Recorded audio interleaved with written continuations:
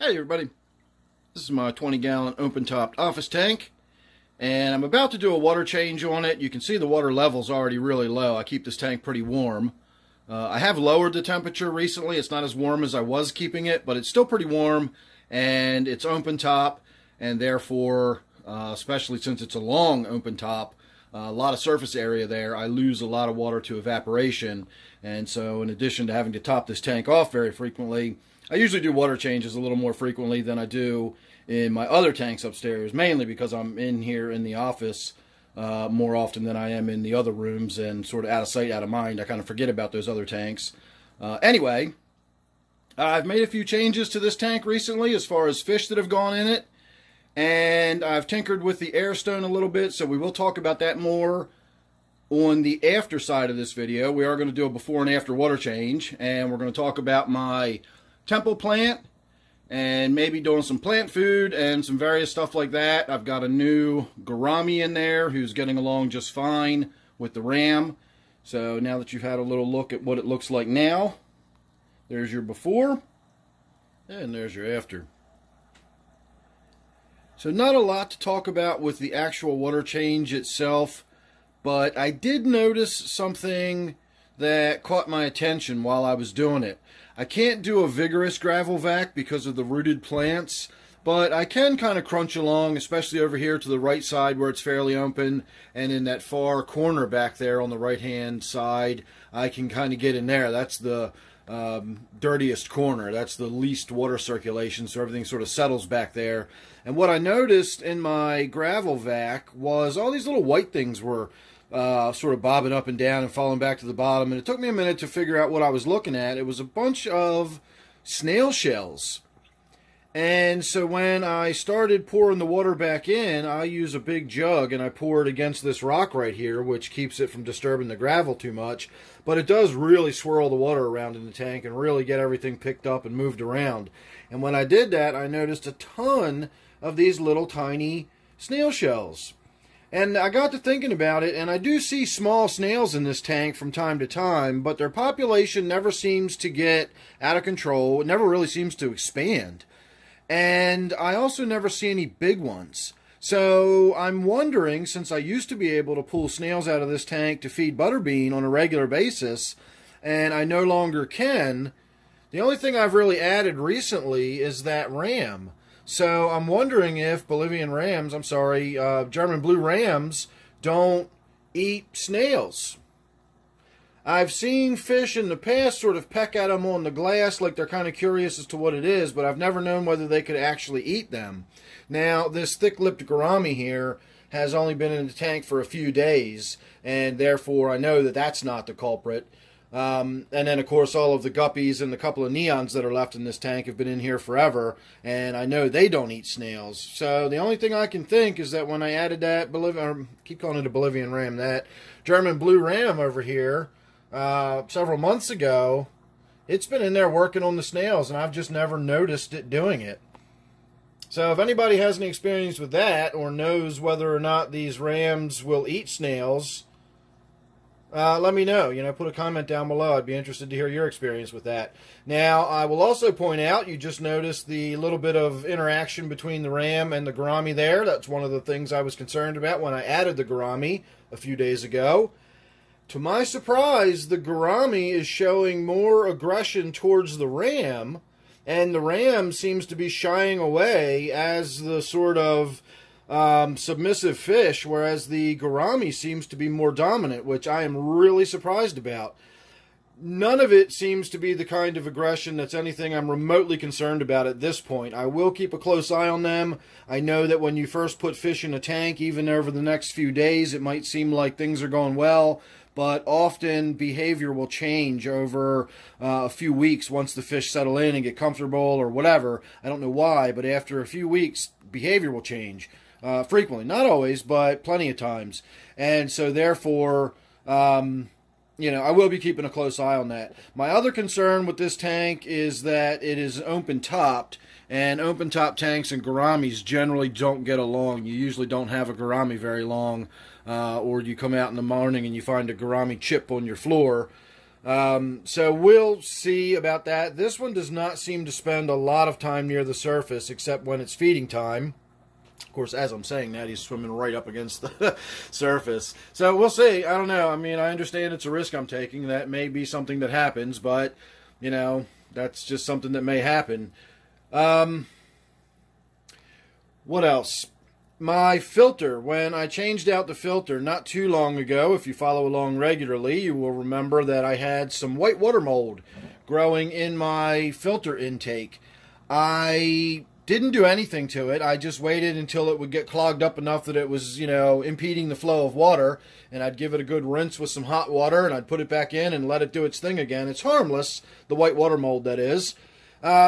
So I just let it do its thing, and I ignored it, and now it is pretty much gone. So once again, another problem that just sort of worked itself out without me having to do anything about it. Now, remember, it's harmless. I knew it wasn't going to take over the tank. I knew it wasn't going to kill fish or deplete oxygen or anything like that, and therefore ignoring it and leaving it alone is an option with something like that, and in a lot of cases that will simply clear itself up and go away. The other thing I noticed was my Java Windelov in there. That's Java Fern Windelov. It's got those little lacy, fingery tips on it.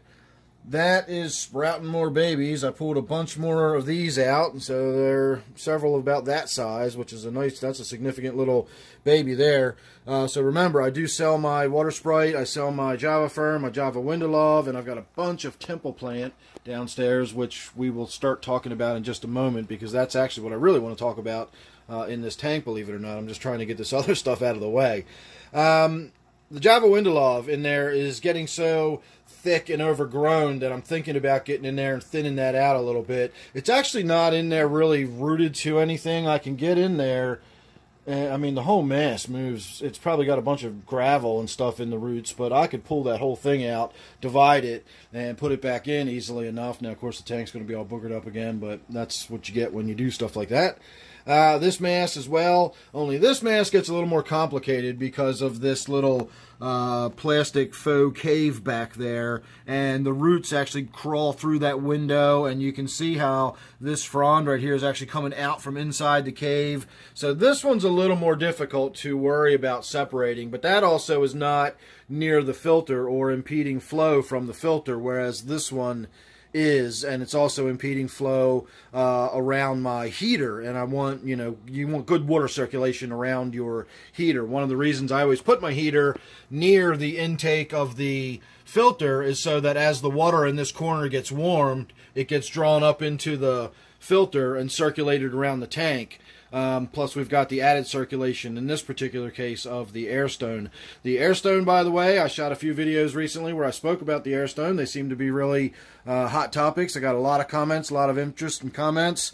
So we will shoot some more video where I go a little more thorough discussion about airstones in the near future here. I just kind of thought it was a passing few videos where I just kind of voiced some thoughts, and had I known I would have gotten so much interest, I would have put a little more effort into the videos. So we will do a little more comprehensive video about airstones, how they work, what they do, when to use them, when not to use them. There are cases where you don't want to use an airstone.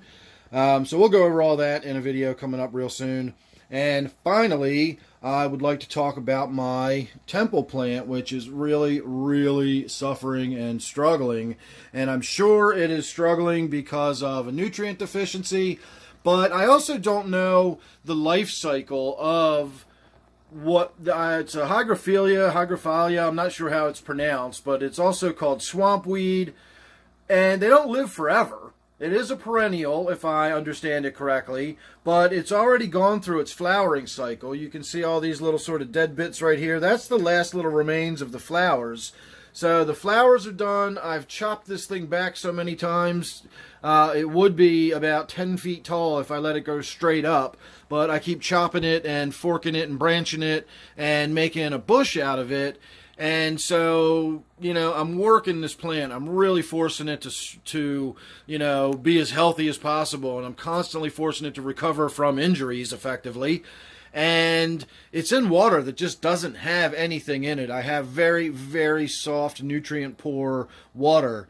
And You know, I always talk about how I don't use any food, I don't use any ferts, I don't inject CO2. My tanks get nothing. I get no attention whatsoever to my... that was bugging me, sorry. I just noticed that. I pay no attention whatsoever to my plants other than that kind of stuff. I groom them and trim them when they get bushy, but I don't feed them. I don't do anything to them. I don't use tabs. I don't do anything. And that's fine, but I got to thinking about it the other day of why I don't do anything. It's not like I don't have anything against using foods or ferts or anything like that. It's not like it's against my fish keeping philosophy or something.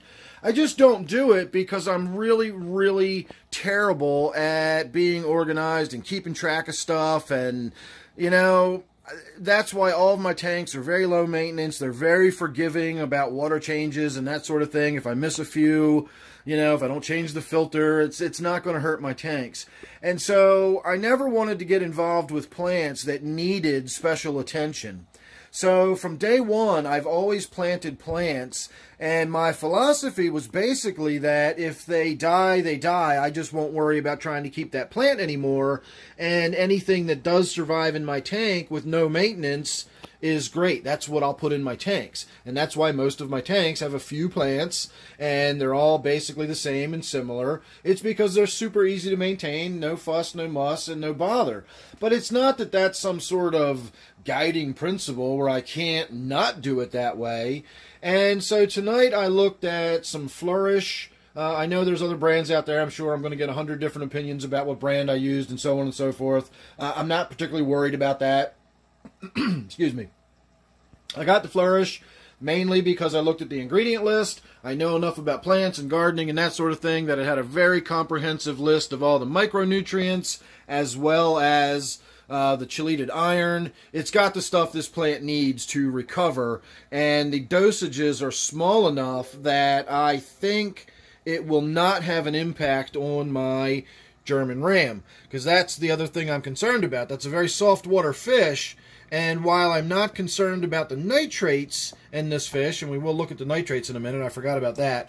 While I'm not concerned about the nitrates in this fish, I am concerned about water hardness and total dissolved solids and mineral salts and that sort of thing. So if you're using the wrong kind of fertilizer, you know, I can't just put some Miracle Grow in this tank. And so when I looked up what was in the Flourish. I was satisfied that was what was in it was fine.